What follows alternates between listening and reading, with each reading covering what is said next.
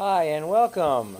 Today we're going to be looking at an old classic recipe. Maybe your mom used to make it or your grandmother and you forgot. Well, I'm here to remind you. It's cream of turkey on toast. So the first thing I do is just take some of my leftover turkey and break it up inside a pretty large pan. Um, there's no set measurements on any of this stuff. As you get used to making it, you'll just kind of get the feel for what you're supposed to do. So don't worry about it. It's not set in stone.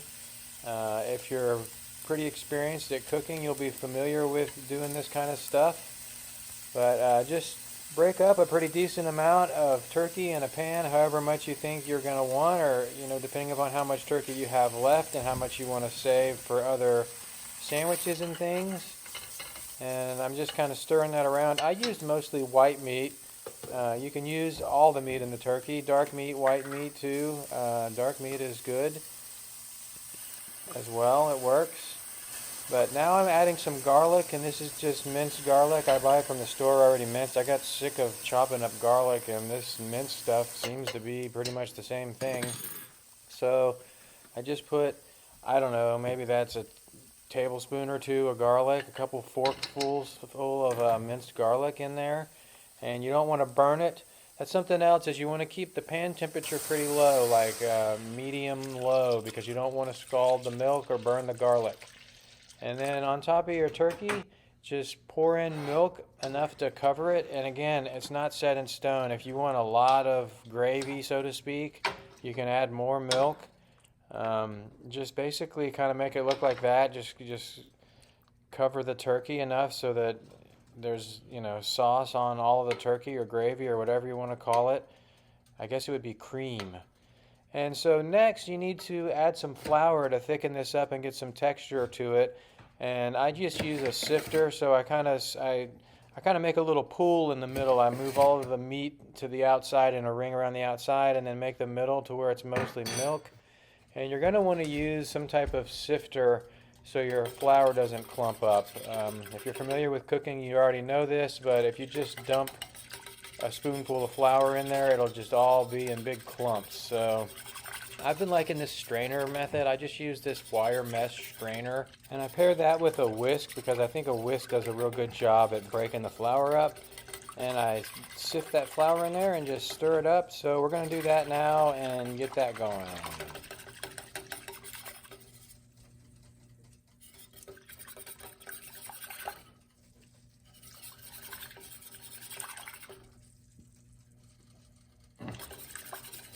For the amount I made here, I used 4 spoonfuls of flour, just heaping spoonfuls, and it's the smaller spoon out of my set. I have 2 spoon sizes. I don't know really what they're for. They're soup spoons, but one's large and one's small. And then I also have a decorative sugar spoon, so I don't know what the sizes are, to be honest with you. Like a fork, you have a salad fork and a dinner fork. The spoon, I'd have to look it up on Google. Somebody let me know in the comments. Why do you have a small spoon and a large spoon? Anyways, that's 4 of the smaller spoon sizes that I used.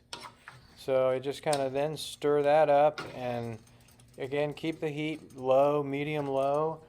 And you don't want to scald that milk, and it takes a minute for that flour to cook. This recipe takes about 15 minutes to make, and you'll start to see the texture building as that flour thickens up. And that's what I'm doing now, just kind of stirring it all and mixing it in.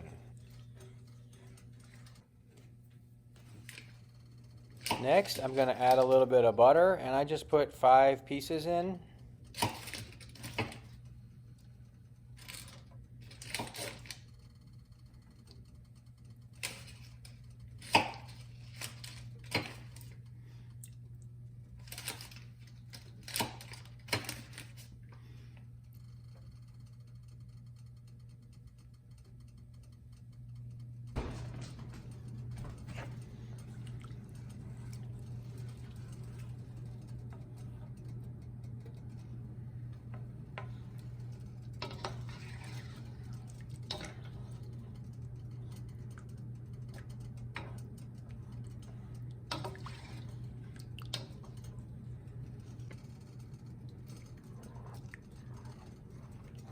So you can kind of see that it's starting to get thicker. The thickening has begun, And the next thing you're going to want to do is add some salt. Whenever you cook with flour like this, you got to make sure you add salt or it'll just taste like flour. I don't know what the word for it is, but if you've ever done it, you know what I mean. It just tastes like bland flour.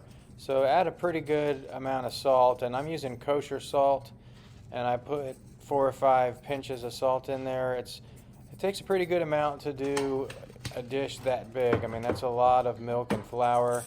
So I put a good healthy 4 or 5 pinches of flour in, and I also add a little bit of pepper. And with the salt, I do want to say it would be better to not overdo it. Just add some and stir it up, and then taste it and salt it to however you like to taste.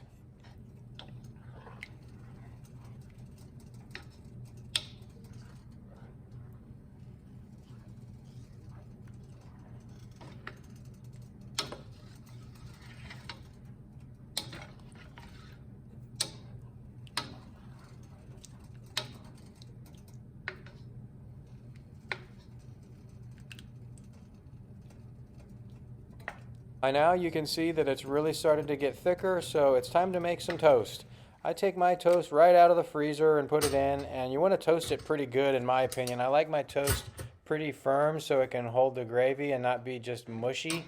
And that's pretty much it. Now it's just time to have lunch and enjoy your food. Have a nice day.